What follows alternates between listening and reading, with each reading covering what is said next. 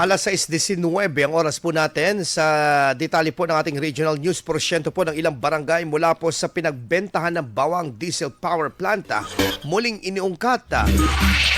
At para sa detalye ng balitang yan, kasama natin Idol Jam Victorio. 104.7 IFM.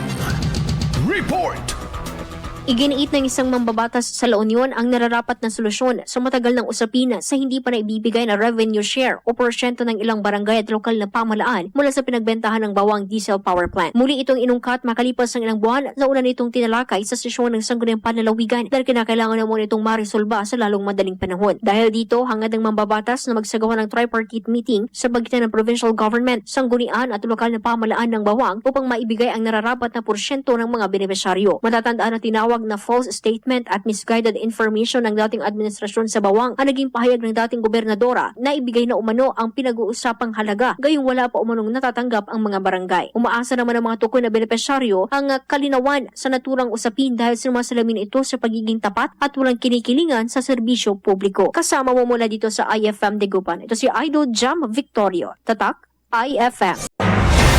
IFM News. IFM News. IFM News.